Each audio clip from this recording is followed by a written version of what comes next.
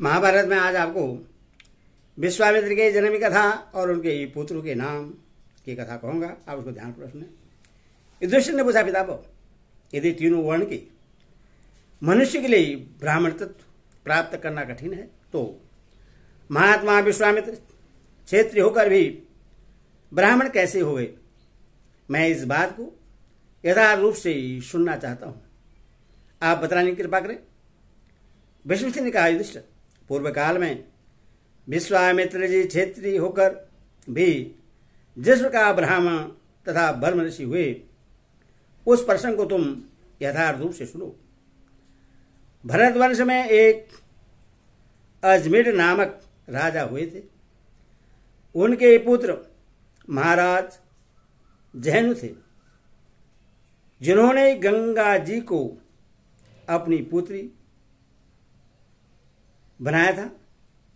जैनु का पुत्र सिंधुदीप और सिंधुदीप का पुत्र वलाकासव था। उससे बलभव का जन्म हुआ, जो साक्षात आदित्य धर्म के समान था। उसके इंद्र के समान कांतिमान एक पुत्र हुआ, जिसका नाम कुशिक था। कुशिक के पुत्र महाराज गांधी हुए। उनके कोई पुत्र नहीं था, इसीलिए वे संतानों की इच्छा से वन में रहकर यज्ञानुष्ठान करने लगे। वहां यज्ञ से उन्हें एक कन्या प्राप्त हुई, जो इस पृथ्वी पर अनुपम सुंदरी थी। उस समय च्यवन के पुत्र विख्यात तपस्वी रेचिक मुनि ने राजा से उस कन्या के लिए याचना की।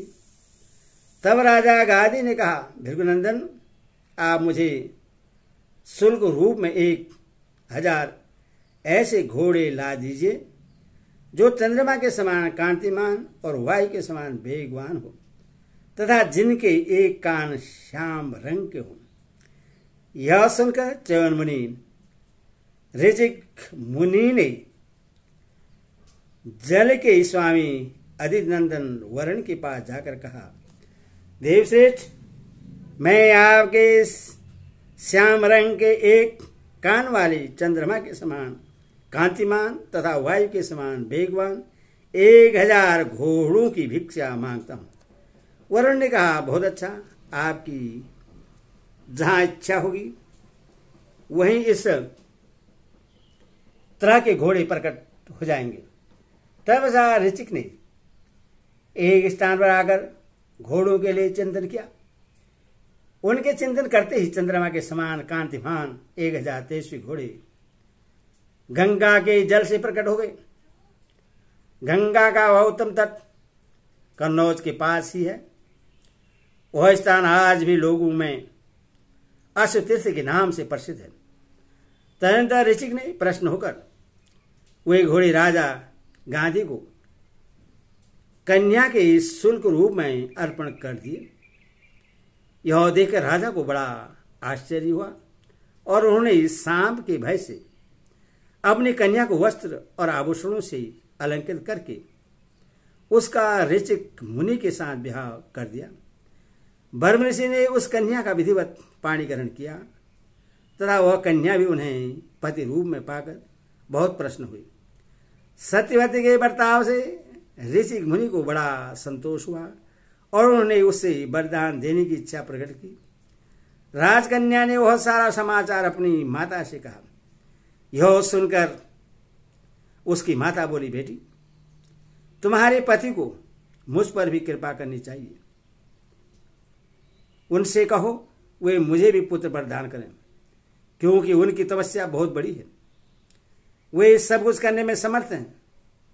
माता की आज्ञा पाकर सत्यवती तुरंत पति के पास गई और उसकी कही हुई बात उसने उनसे निवेदन कर दी।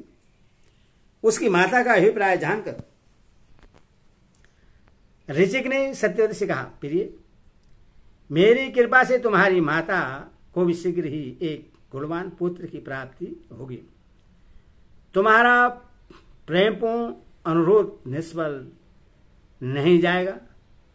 तुम्हारे गर्भ से भी एक गुणवान पुत्र उत्पन्न होगा, जिससे हमारी वंश परंपरा चलेगी। तुम्हारी माता ऋतु स्नान के पश्चात पीपल के वृक्ष का आलिंगन करे और तुम गुलर के वृक्ष का, इससे तुम दोनों को पुत्र की प्राप्ति होगी। तुम लोगों के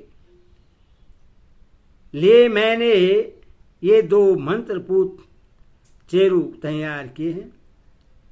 इनमें से एक तो तुम खा लेना और दूसरा अपनी मां को खिला देना। ऐसा करने से तुम दोनों के पुत्र होंगे। यह सुनकर सत्यवती को बड़ा हर्ष हुआ। उसने ऋषि मुनि की कही हुई सारी बातें अपनी माता को सुना दी और उन दोनों चेरों की भी चर्चा की। तब उसकी माता ने कहा, बेटी, तुम्हारे स्वामी ने मंत्र से अभिमंत्रित करके जो चरु तुम्हारे लिए दिया है वह तो मुझे दे दो और मेरा तुम ले लो। इस प्रकार हम लोग वृक्षों में भी अदल बदल कर लें। मैं तुम्हारी माँ हूं, यदि मेरी बात मानने के योग्य समझो तो ऐसा ही करो। इस प्रकार बातचीत करके उन दोनों माँ बेटी ने ऐसा ही किया और उन दोनों के गर्भ रह गए। महर्षि ऋषिक ने जब गर्भवती सत्यवती की ओर दृष्टिपात किया तो उनके मन में बड़ा खेद हुआ और वे उससे कहने लगे, सुबह जान पड़ता है तुम लोगों ने चरु और वृक्षों को बदलकर उनका उपयोग किया है।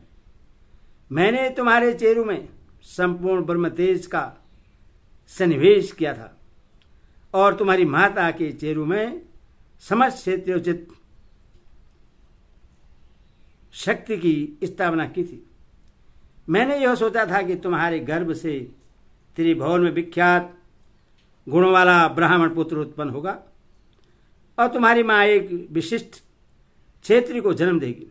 किंतु तुम लोगों की अदला बदली के कारण तुम्हारी माता के गर्भ से तो उत्तम ब्राह्मण उत्पन्न होगा और तुम कठोर कर्म करने वाली क्षेत्री को जन्म दोगी।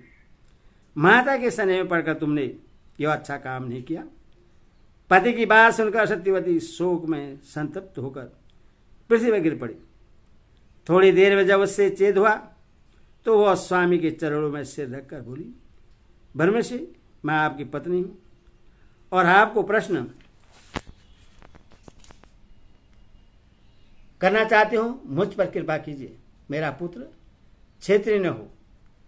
मेरे पुत्र का पुत्र भले ही कठोर कर्म करने वाला हो जाए, परंतु मेरा पुत्र ऐसा न हो। मुझे यही वर दीजिए। तब उन महातपस्वी ने अपनी भार्या से कहा, अच्छा ऐसा ही हो।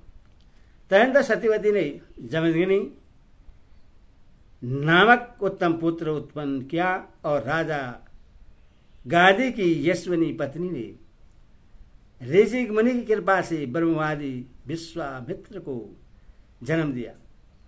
इसी से महातपस्वी विश्वामित्र ब्राह्मण तत्व को प्राप्त हुए और क्षेत्रीय होकर भी उन्होंने ब्राह्मण वंश की परंपरा चलाई।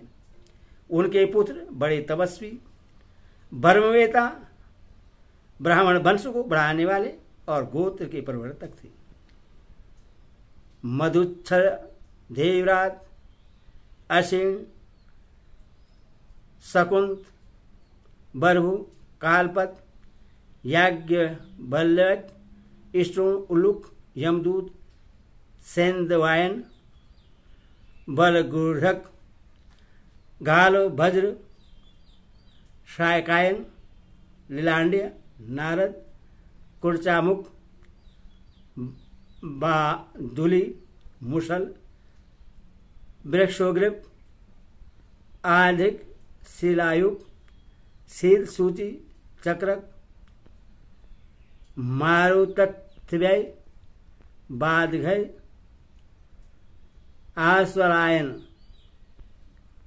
श्यामायन, गार्ग, जावली, सुषुप्ति, कृषि, सश्रुत, पर पौरव, तंतु, कपिल, ताड़गायन, उपगहन, अश्वरायण, मार्दमणि, हिरणाक्ष, जागीर, भाववाणावि भूति विभूति सूद सूरकृत अराली नाचिक चापी उज्जैन नवतंत्र बकनक से नियति अमभुरु चारुमत्स्य श्रेषि गार्धवी उर्जयोनी उदापेशी और नारदी, ये सब ऋषि विश्वामित्र के पुत्र थे तथा विश्वामित्र जी यदि भी क्षेत्र थे तथा भी ऋषिक मुनि ने उनमें ब्रह्म तेज का आधान